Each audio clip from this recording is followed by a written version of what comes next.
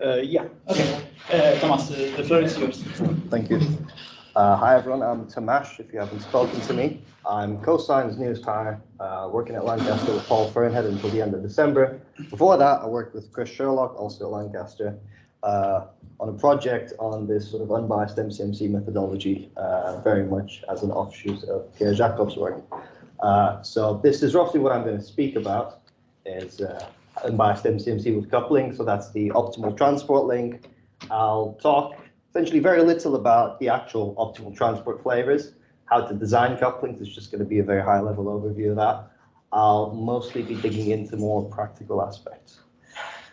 All right, so here we go. Right, so what I'll be covering is the unbiased MCMC with couplings methodology, essentially taking your standard MCMC estimator, and then by using some auxiliary chains that you couple with your sort of standard primary MCMC chains, we'll add on a debiasing term to that, which will, I guess, remove the bias, and as we'll see from some numerical experiments, will increase the variance. So this coupling method also lets you quantify the convergence of MCMC algorithms that you essentially get for free. So if you can do unbiased estimation, you can also do this.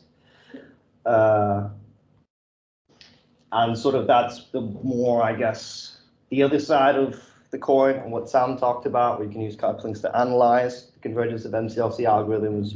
You've seen that some of the couplings that Sam talked about, like the common random number coupling for ULA, or sort of, well, I guess there wasn't an explicit coupling constructed for the independent sampler, but I will construct one that essentially they both recover sharp rates and they're both implementable.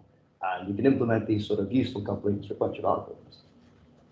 And you can actually quantify or estimate the convergence.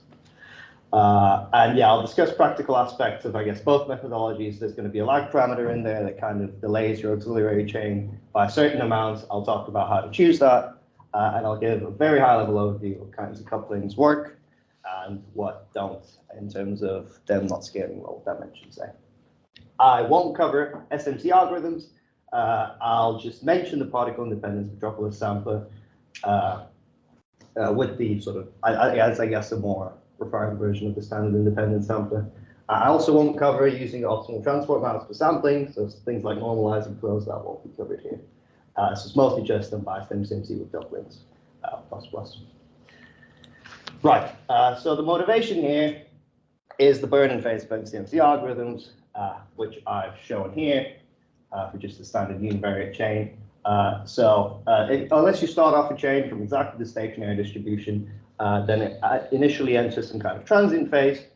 So in this case, it's about the first 100 iterations that you see. It sort of converges towards the main target mass. And this, say you're interested in estimating the target mean, which in this case is 0 because it's just a standard Gaussian target. You can see that the transient phase introduces some kind of bias. I mean, this is a very simple example, so you can just see visually the bit that's sort of severely biased. But in practice, this is kind of notoriously hard to quantify very precisely. Yes, you have heuristics, things like R hat, which can, if things go really wrong, then they can spot them. But they can't ensure that things go right. So clearly this is a problem for MCMC algorithms, but we have theory that says that if you run them for long enough, then they get correct. And often the burn-in phase is relatively short, I suppose. Right, so these are the things I just said, but let's fix some notation. So I'm starting off the Markov chain with some initial distribution pi 0. I'm involving it with some Markov kernel P afterwards, and this chain sort of is ergodic, so it goes to some kind of stationary distributions like the notified pi. In MCMC, we're interested in estimating expectations of this form over pi, and we estimate them with the sort of standard MCMC estimator, where we just take a bunch of consecutive states, I guess up to some time m, maybe chopping off some burning k and averaging. And yeah, like I said before, this estimator is biased in general, which I guess from one perspective, this limits parallelization. So, MCMC is inherently a serial algorithm because you just apply this kernel in sequence. One way you can think of parallelizing it is you just run a bunch of chains in parallel, maybe like a distributed computing setup on a bunch of cores, each core gets one chain. And if you use sort of estimators like this that you calculate on every single core, then when you average across cores, the variance, I guess, the contribution to the variance from the mean squared error, if you like that as a measure of accuracy, that just goes to zero linearly. But the bias doesn't shrink and in fact stays constant. So we want a way to basically mitigate that to get sort of better gains from parallelization. So one way you can do that is by obtaining unbiased MCMC estimators, in a way I'll just explain, I guess. And if you obtain one unbiased estimator per core, then you get consistency in as the number of cores increases as well. So you can expect things like the variance of the estimator just goes down linearly as number of cores increases. Right, and the key to this unbiased MCMC methodology is coupling. So instead of just having the one kernel P, I'm going to use these kind of joint kernels with, I guess, marginals P.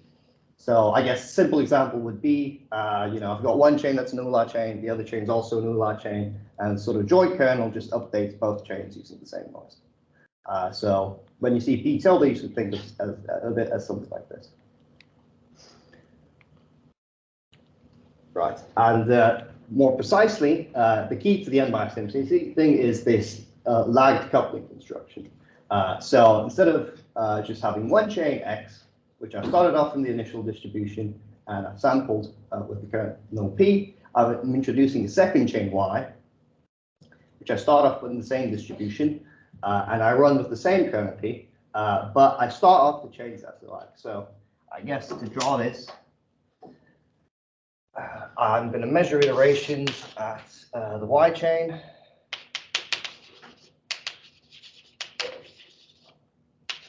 That's my iteration 0 here. Start off the Y chain here. Before that, I run exactly one step of the X chain. So I started off, I guess, chain X is sort of a time -1 somewhere over here. I ran one step of the X chain. And then afterwards, I just sample these chains jointly by some kind of joint kernel P tilde, which I guess you can think of as this sort of random number coupling of ULA kernels. So they kind of run jointly, and the idea is to essentially bring them closer and closer together until they eventually meet. But I'll elaborate on this a bit more. Right. And with this lag coupling construction, here's sort of a heuristic attempt at explaining how we can obtain unbiased estimators. So first we have the expectation with respect to the target. That you can just write as the limit of expectation of h of xt as time goes to infinity. I've just assumed ergodicity here. And this I can expand as the following infinite series, plus an extra term here. So basically, when you look at this, you should think of, there you go. Here's a sort of the 0. Here's my expectation of interest. First term is just here, x0. The first term in the series is just the difference between x0 and x1, and I keep adding on these sort of differences. I go from x2 to x1 and so on until I reach the top.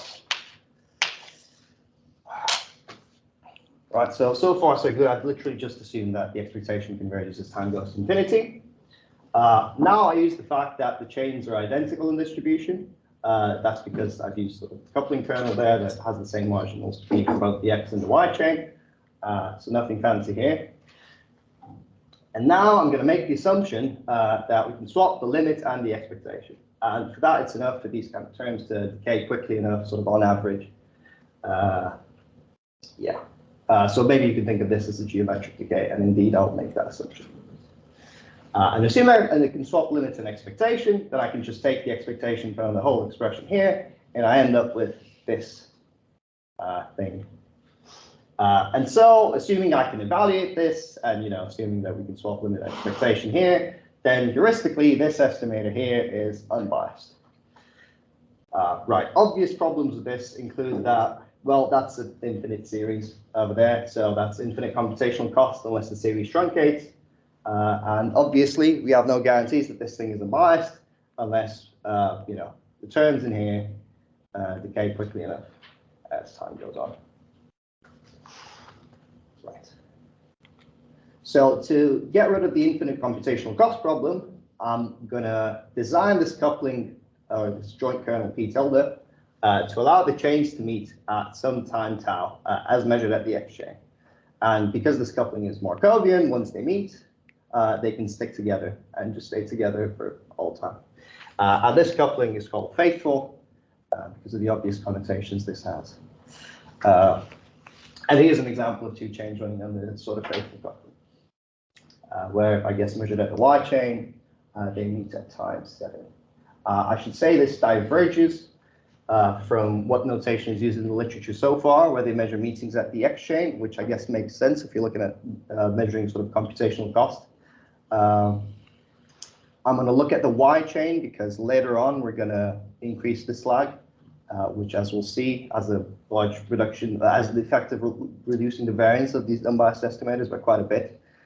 And sort of it makes sense to have a measure of the meeting time that sort of is consistent as you increase the lag to infinity, basically. Right. Okay, so now it's the same derivation as before. Again, sort of heuristically assuming that we can swap limits and expectation, but now this infinite series is no longer infinite because it truncates as soon as you hit time tau.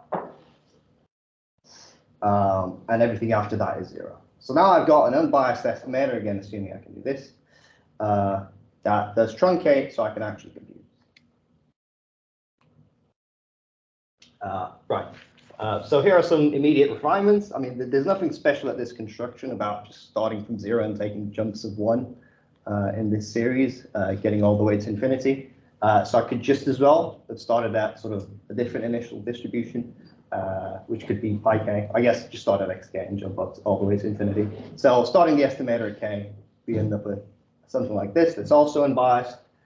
You know, supposing that k is again 0, then you have to compute all these things all the way up to the meeting time tau.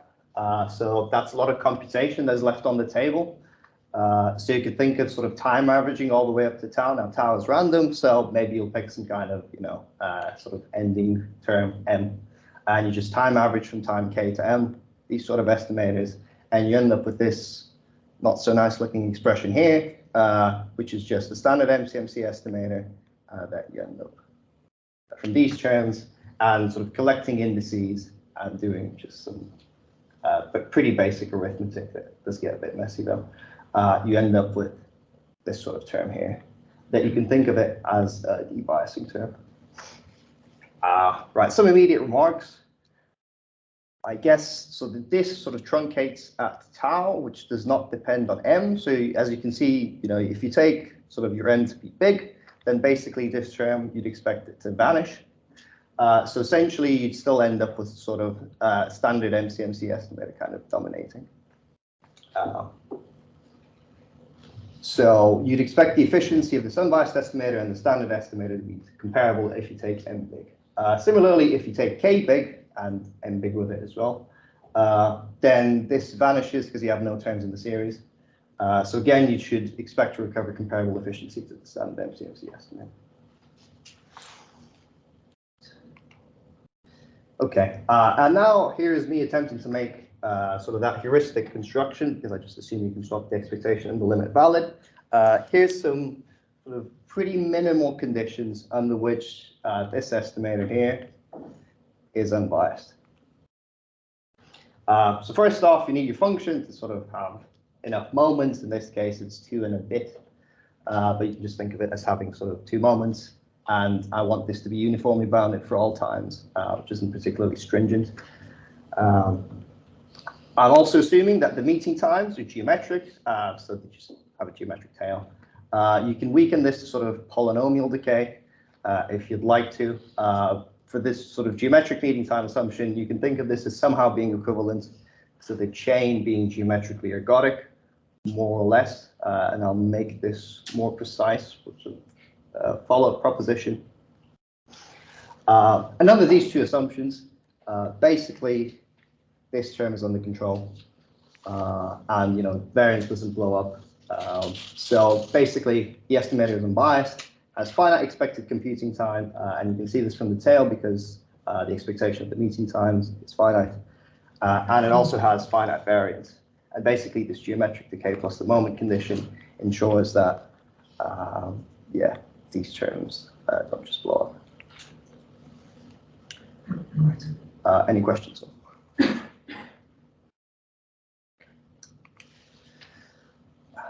Right. In terms of actually checking this, I guess, artificial condition that the meeting times are geometric, coming up with conditions under which that happens isn't a particularly tough ask. So I guess, so Sam spoke a bit about using sort of Lyapunov drift conditions for sort of proving geometric ergodicity, I suppose.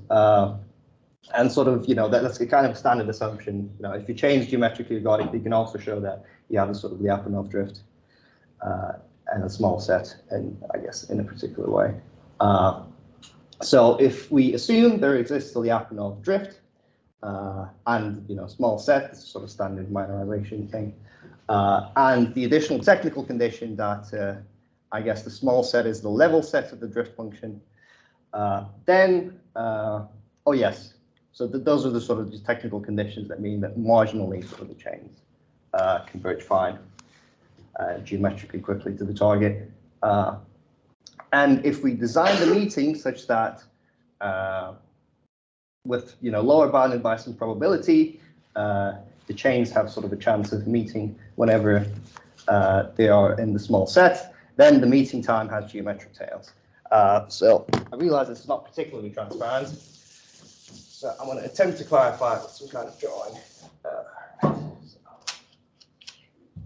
Here's the state space, omega is a small set C.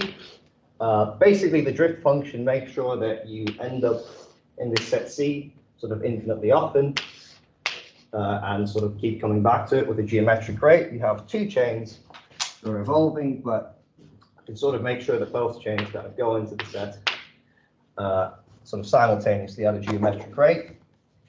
And sort of inside the set, you have sort of a probability that is at least epsilon of the chains meeting. So basically, you can sort of lower bound, the upper bound, the sort of the tail of the meeting time, but it's kind of sort of geometric random variable with success probability epsilon, more or less. So that's why I have geometric tails. So just to be clear, so the first two conditions are conditions on the Markov chain, and the third one is for the coupling? Yes. Yes. So what you need to ensure is just that the coupling has some kind of positive probability of meeting if you're in this smallish set. But yeah, these are all just marginal conditions. Thanks. Is it okay if I ask something a few slides back? Yeah, sure. I was like, I mean, you say I know I've seen this before. I mean, you say that the chains stay together. Yeah. But, yeah. So there is a lag, right? One. Yes, like one. T plus 1 and yt. So of course that's kind of important because otherwise the terms wouldn't be zero. Yeah.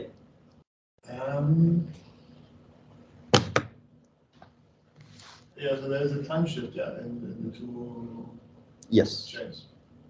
Yes, so there is, I guess in principle, yes, so there is a time shift. So, measuring at the y chain, then it goes time 0, then this samples from pi 0, but this samples from pi 1 marginal.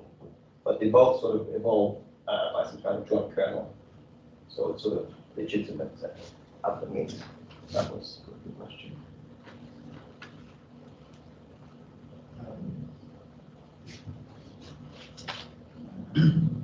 But you don't have to take care of this algorithmically, right? It's because. So no, you just, I mean, in the sample, you just have, I'm going to sample X from the initial distribution. I'm going to sample it from one step, and then, it's at a point X, this is at a point Y, and then I just use the joint kernel, which I guess I'll define a bunch near the end, and I just use it to update that joint. It's done. So it's really simple to implement. I'll show some code as well. But, it's just you add two extra. Just kind of philosophically, when you derive it, then first you start with X, only one, then you have the same Y. Yes. And then you kind of assume that they're the same again, right? And so, I mean, you bring this Y in, there in this calculation, you bring this Y in, and then you kill it again because you assume that they are same. So, Yes, yeah. and then that's where the time shift is. I guess I don't Yeah, so really the question, time. I was just trying to make sense. Yeah, the time shift comes in, yeah.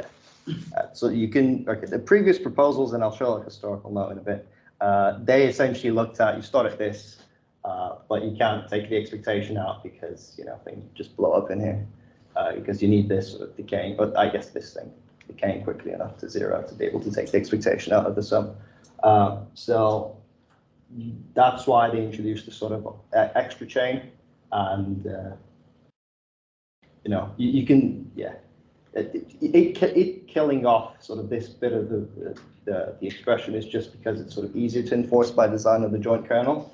But you could equivalently do it by just considering a contractive coupling like an ULA thing, and then you artificially introduce a truncation variable that you have to correct for with an extra coefficient in there. Okay. So yeah, I think there's the Glean-Ree estimator, if you're familiar with it. Can I also ask a question? Sure. So, what if you start both the chains at the same point? So the initial distribution is a direct measure in a point. Yeah, that's perfectly fine.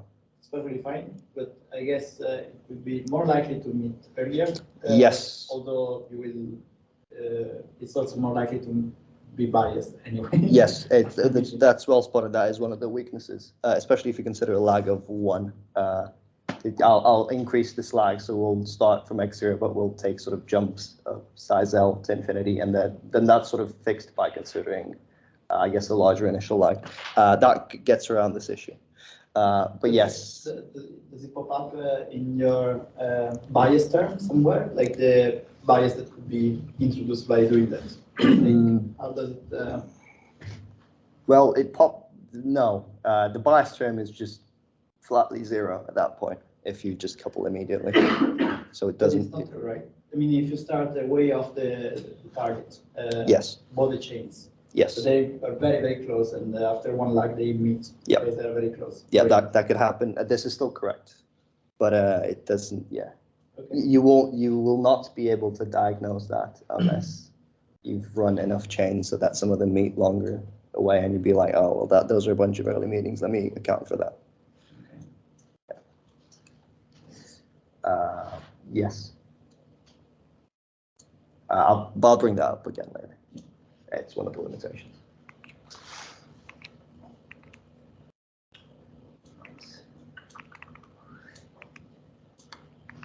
Okay, right. So under technical conditions on the marginal chains, plus we designed the coupling so that when the chains are sort of close enough, they have a pretty decent chance of meeting, non-zero chance of meeting. It can be arbitrarily small. Then meeting time tail, the geometric estimator is correct. So I'm going to claim that under fairly weak conditions, you can have a correct estimator. That doesn't mean it's any good. It can be sort of highly variable, but it works generically. Right. In terms of how efficient this is relative to the standard MCMC estimator, you might expect some kind of bias variance trade-off. You subtract off the bias, but you increase the variance, and in practice, indeed, that's what we see. But this can be controlled by appropriate choices of K and M, and I've already discussed this heuristically, but here's the theorem. So if you decompose the terms, the standard MCMC estimator plus the bias correction term, let's let the mean squared error of the MCMC estimator be this MSC thing. Then you can use, I think, Cauchy Schwarz to just expand, I guess, the upper bound of variance as follows. The main players here, the mean squared error of the first term and the expectation of the square, a second moment of the bias correction term. So basically we need to control this or see how it behaves with K and M. And essentially just assuming that the tail of the meeting times is geometric, plus a drift condition, extra technical stuff that's pretty mild. Then we can upper bound this term by an expression that looks like this. This goes down quadratically in sort of n minus k plus 1 squared. This mean squared error goes down linearly in n minus k plus 1. So basically, with appropriate choices of m and k, i.e. big, we can essentially recover the same sort of efficiency as the standard MCMC estimator. There's also this geometric decay in delta, but I guess if the the sample converges slowly, so the meeting times have a pretty long geometric tail, then this is sort of constant in K. So this is the main thing that I'm here. So have we, in practice, like how realistic is the geometric decay in the assumption? Very, I think. So you can, yeah. Okay, well, one of the couplings I'll introduce is essentially, let's just think of the random walk. So basically, you've got your two proposals, and sort of, in the overlap, you sort of propose the same point, and here you do something else. And plus you have the acceptance terms, but you kind of correlate them. So for sure you accept this with like I guess the minimum of the two acceptance probabilities. And so this, I guess, goes back to this sort of small set thing. This kind of gives this positive probability whenever the chains are close enough. I mean, definitely sort of lower bounded by something. So, that just gets it straight to geometric tails. But in terms of what you see in practice, you do see the geometric tails if the sampler is geometric. That's assuming that you can design a coupling that lets them meet exactly, i.e. you can write down sort of a density for the proposal set. Yeah, but I mean, if the sampler isn't geometrically ergodic, you cannot have this because this itself implies geometric ergodicity. So for something like, I guess, a pseudo-marginal chain, that's where you see like polynomial tails. But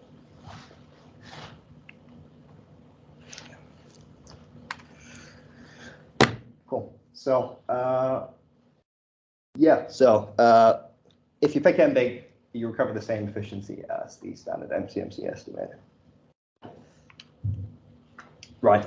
So here's some other ideas people have tried to debias MCMC estimators.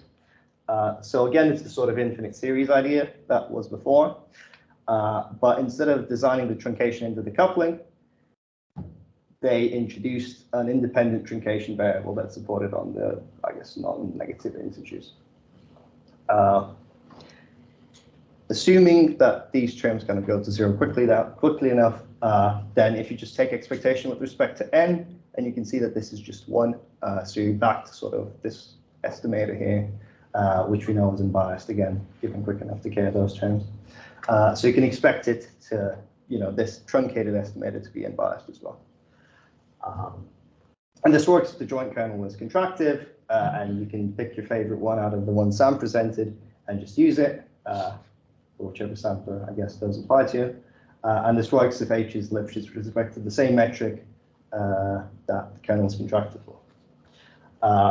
Now, again, you might think of, okay, a finite expected cost for this sort of thing. I mean, that works to sort of, it has some kind of tail decay, this random variable, maybe geometric. But to have finite variance, we need the tails not to be too light, because if they're too light, then you can see that this is smaller than this. So the terms here blow up, so that means you can end up with infinite variance. You have to be careful. So basically, you need to balance out the sort of geometric decay from the kernel and sort of the tail of this truncation variable. And sort of that is quite a stringent requirement because you need precise information about this kappa. I mean, I guess you could attempt to pick an n with a tail that is strictly heavier than geometric. And that kind of works, but that also increases the variance because you run your sampler for longer and the computational cost. And that is much more stringent than just baking in a meeting into your joint kernel and just having this auto truncate at some meeting time tau. This would kind of say the way you choose it should be, essentially you should guarantee that you run it long enough that your chain is decorrelated once at least. Yeah, that's exactly right. If you believe the contracting holds. Yes, yeah, for sure.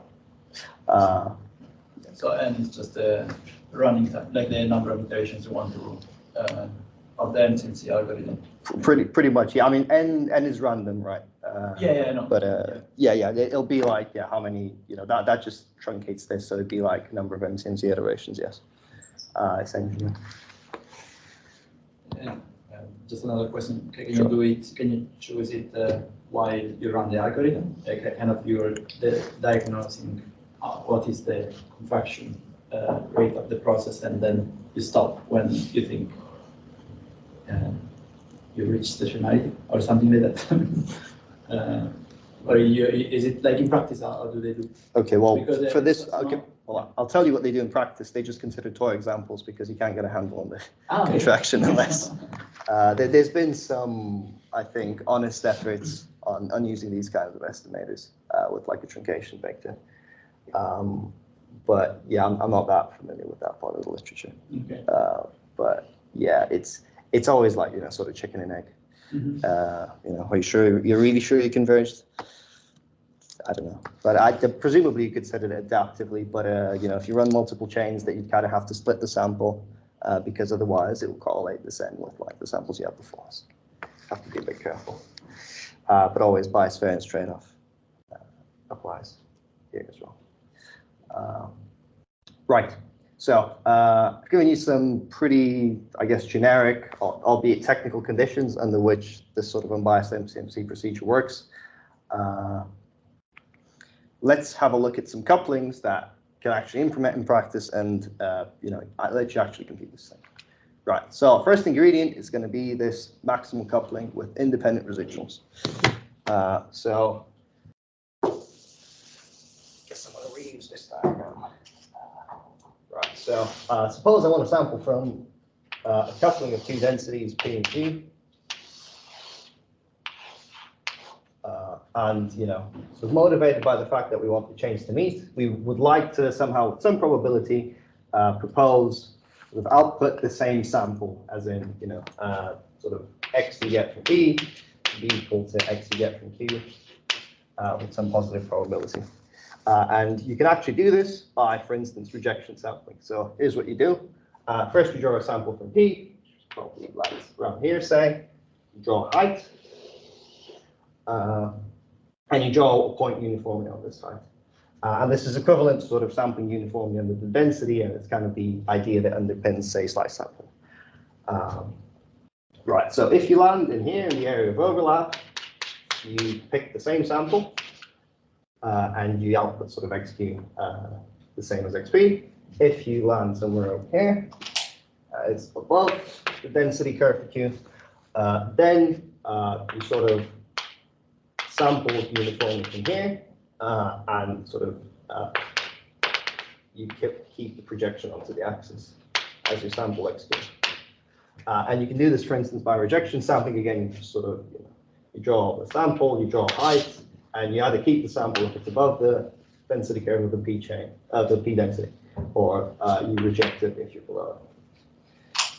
And this, I hope that you can see sort of pictorially that it keeps the right sort of marginals, both distributions, but it has some positive probability of outputting the same sample in the coupling.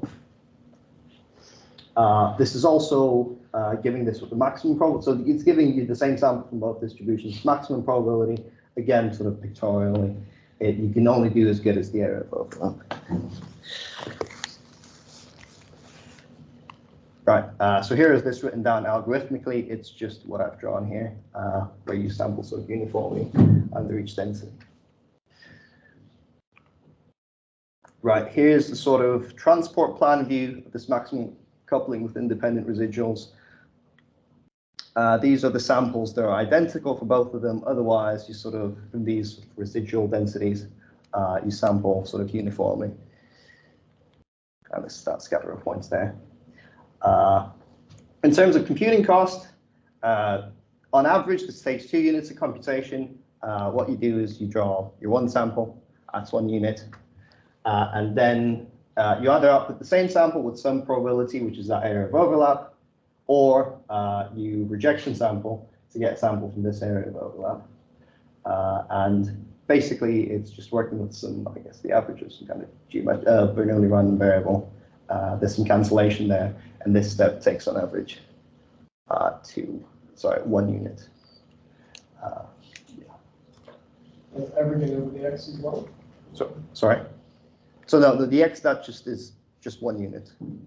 But yeah, for yes, it is averaging over the x as well. It's like conditional on x, it can be bad. Yes, it could. Averaging over It could be very bad, conditional X, yeah. I guess depending on how.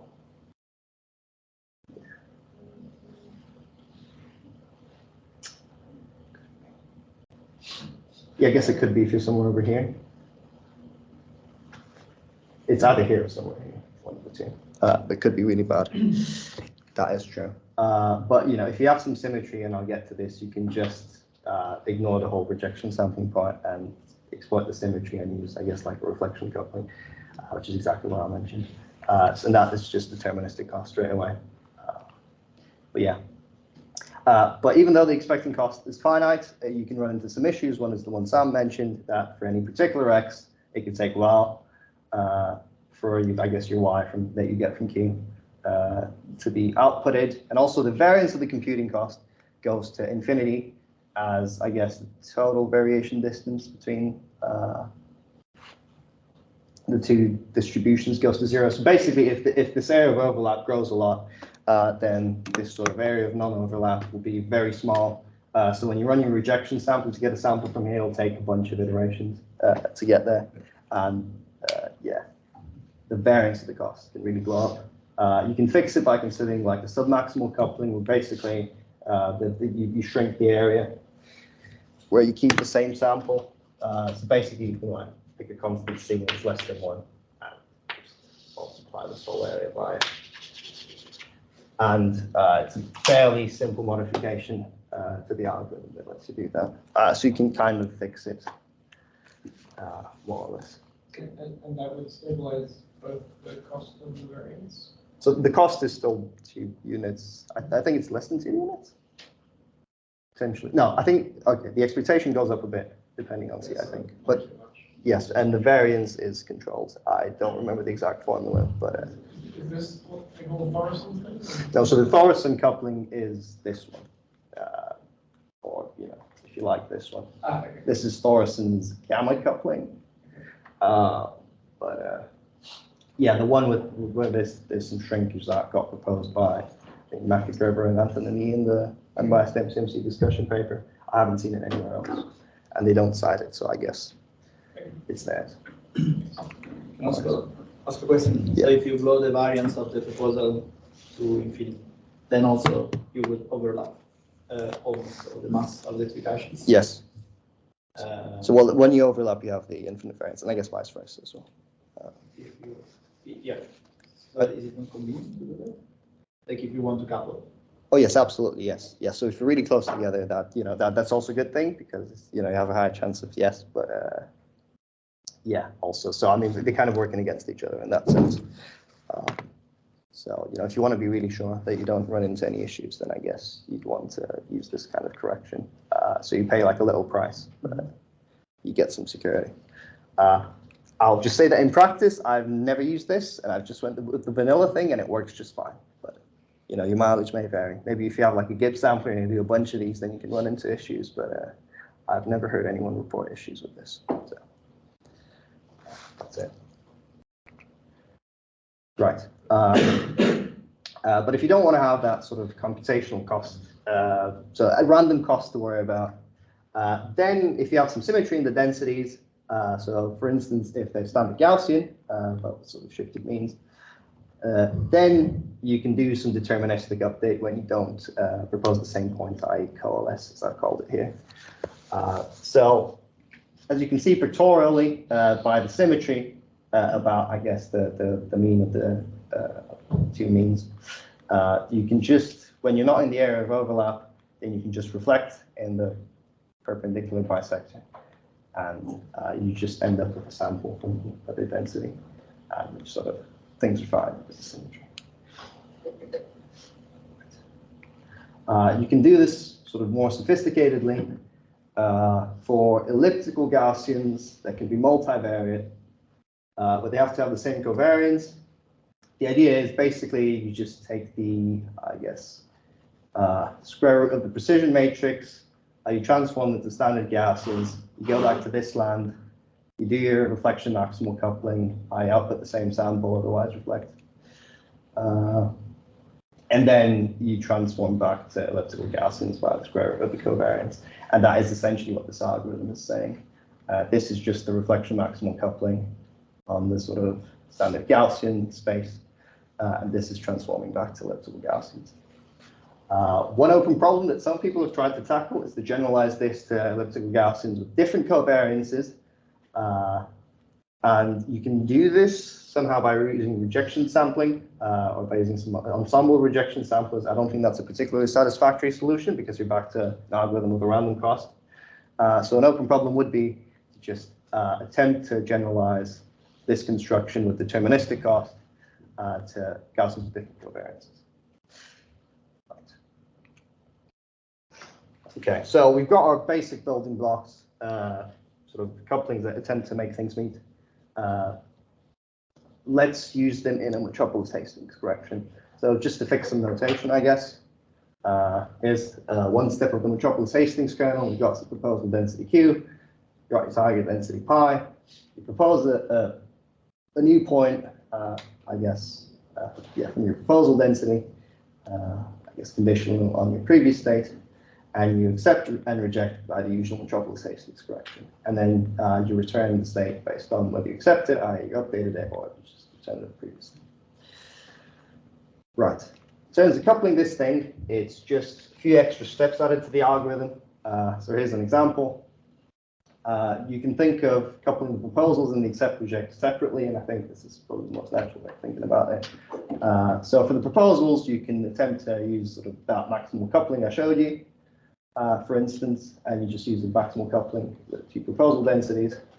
And then running forward with that, sort of you can use the same uniform noise in the coupling accept reject steps.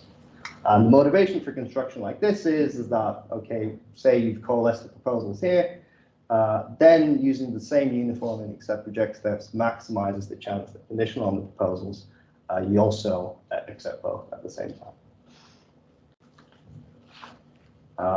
So yeah, that's an example. So this was just one example of a Metropolis-Hastings kernel. There's many other options, the ones Sam mentioned, and you can also just mix and match couplings. So for instance, you can think of sort of localizing coupling. So if there's some set A in your, I guess, joint state space, that maybe encodes, points being at least this close together in, say, the Euclidean metric. Then you can think of using one kernel when the points are close together, one joint kernel when the points are close together, and another joint kernel when the points are far apart. And this is fine because this sort of thing preserves marginal structure. So this is still genuinely a coupling of two kernels, Px and Py. You can also use mixtures. So with some probability, you can use one kernel, then maybe there's some kind of maximal coupling like up here. Or, if you don't do that, then the 1 minus that probability, you could use a kernel that makes the chains go closer together, say. How am I doing on time? Okay. And for the mixtures, you can also just mix and match couplings of different algorithms. So for instance, P1 can be something like a random walk coupling, P2 can be some kind of coupling of HMC. And if you sort of marginalize out, then this is now going to be P tilde. The marginals of that would be mixtures of, I guess, random walk and HMC. Okay, let's look at a simple numerical example. Now I have some code for this, so we'll see how this goes. I've put it on my GitHub. I don't know how receptive people are to just running some R code. I'll make an attempt here anyways. So I guess let's go over the setup. It's a pretty trivial example, but I think it's insightful nonetheless. Standard Gaussian target, you start at some kind of standard Gaussian that's offset by a bit. Just use the random walk proposal with maximal couplings with independent residuals, so you make some attempt at meeting, and since this is one dimension, and I guess the moves are relatively large, then this should have, I guess, a decent probability to actually meet. So let's look at how the variance of the unbiased estimator behaves as the burn in K is varied and the kind of maximum iteration count is, or minimum, the same thing. in the unbiased estimator is fixed. And let's look at how it compares to the mean squared error of the standard MCMC estimator. Right. Can I ask you to say something? The plot is all these densities? Yeah, so that's just one chain. Well, no, it's okay. It's a bunch of copies of the same chain, and I've just taken the density at each iteration, so the marginal density. So that's, you know. So it's like the empirical measure. Yeah, it's a kernel density estimate, the empirical measure, yeah, at Okay. each time point. Without burning. Or No, that's just without burning. There's no unbiased estimation going on here. This is just genuinely, I've run a bunch of copies of this chain, started from this distribution here and targeting this distribution here. So Okay. just to give you a feel of how biased it is. Yeah. For the first 100 or so iterations. thank you. That's right. Okay. Right, so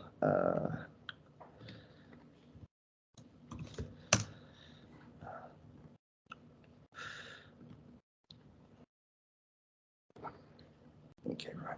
So this is just okay. Teams is not sharing my screen, so yeah, I'll move to Teams. Right, here's my whole screen. So here we are. Here's my GitHub. Okay, in this repository, it's this experiment we're interested in. So, standard Gaussian target. Let's run 1,000 replicates of this couple chains. This standard deviation for the proposals. This is like a cap on the number of iterations that I've just put in, so this doesn't run forever. This defines the, I guess, the starting distribution. This just runs 1,000 replicates of the coupled MCMC chains at lag 1. We'll change this in a further experiment targeting this. Let me show you the samplers so you can convince yourself that it's a pretty standard modification. So if this is sort of the code for standard random walk chain, it's just basically you generate a proposal and you accept reject by Metropolis correction, or I guess acceptance ratio. Then this independent maximal coupling with independence residuals for the proposals. It's okay. It's this ugly thing here. I'm sure you could code it up more nicely, but essentially you just generate your X proposal, and then with certain probability, you either propose the same point for the Y chain, or otherwise you do that sort of accept reject the sample from the area of non-overlap. And in the acceptance steps, it's just literally you copy this and the accept step for the X chain, and you replace X by Y, and that's it. So it's a pretty simple modification to your standard MCMC sampler. And then here I do some extra steps at the end, just to make sure I go long enough so I can compute all these unbiased estimators. Right. So let me go to my R code.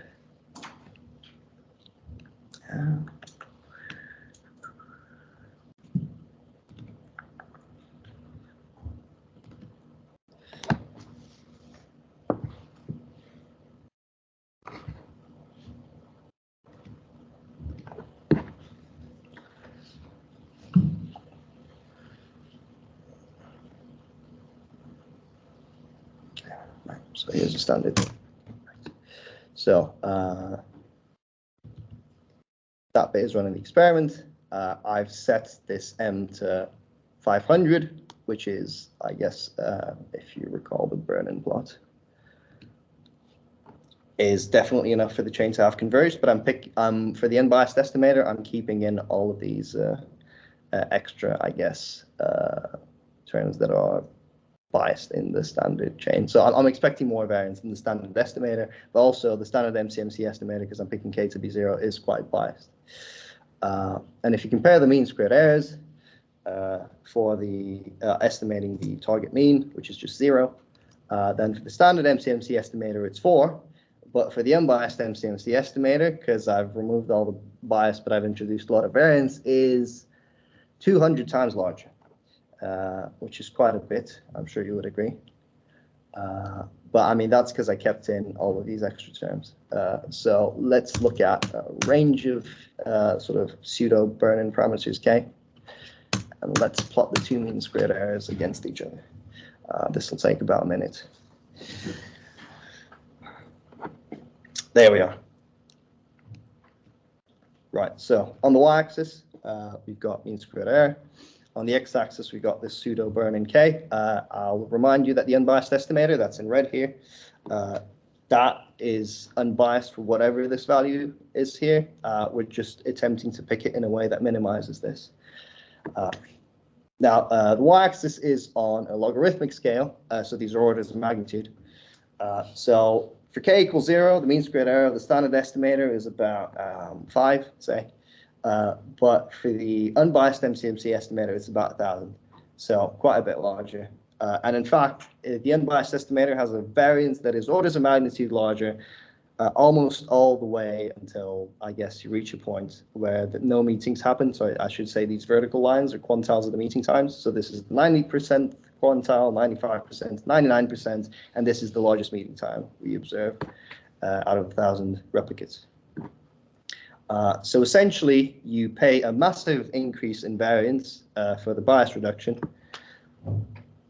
unless you truncate the, I guess, debiasing term at a point that is a very high quantile of the meeting times.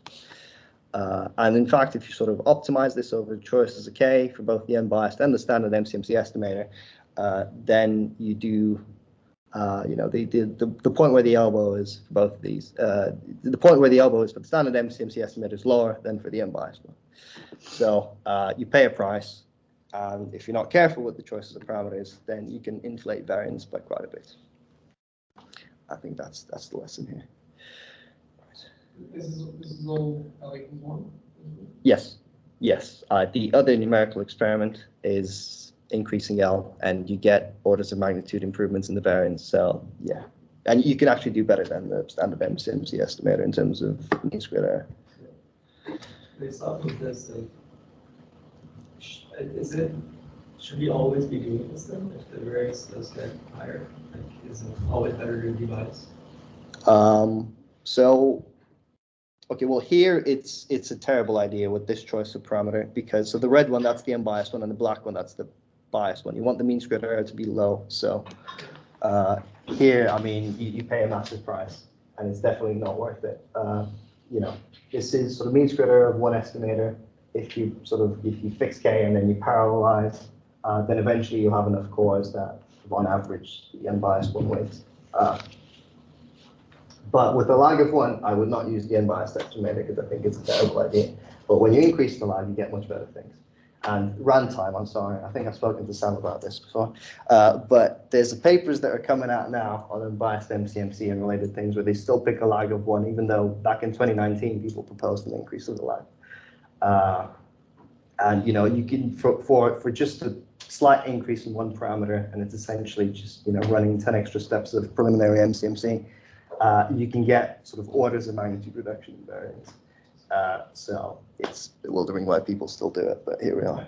So just to confirm, the computational cost of debiasing is effectively because you have to sample. Yes, so it's twice now, right? So yeah. Depending on how much.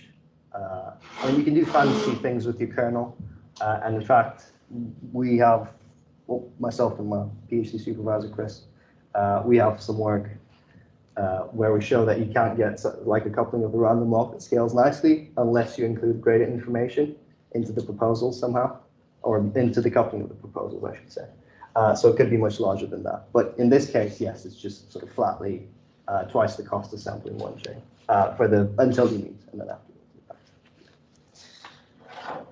Still, I'm a little bit puzzled by the fact that this lag L doesn't pop up in your equations that you showed before, but it seems to be crucial. Well, the lag pops up in the way you do the telescoping.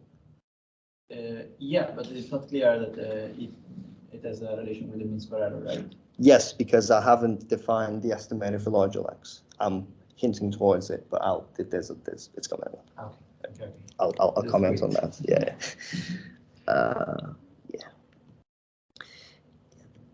Okay, right. So here's the same plot. Yeah, so you pay a big price, so you need to be careful. definitely with the choice saliva one. Are you sharing the screen? Yeah. The screen now? Okay. Yeah. Right, so we need to look at ways of decreasing the variance of the unbiased MCMC estimator, and this is where increasing the light comes in, as I have. So, whenever you want to take a break, if you want to take a break. Sure. Well, so we're coming up on 1 hour. This is probably a good place to stop, actually. So yeah, let's take a break then. Okay. Okay, so how much do we do? 10, 15 minutes? We have plenty of time, so let's take 20. I'd say. 20 minutes, Yeah. a break. Yeah, let's meet at 2:30.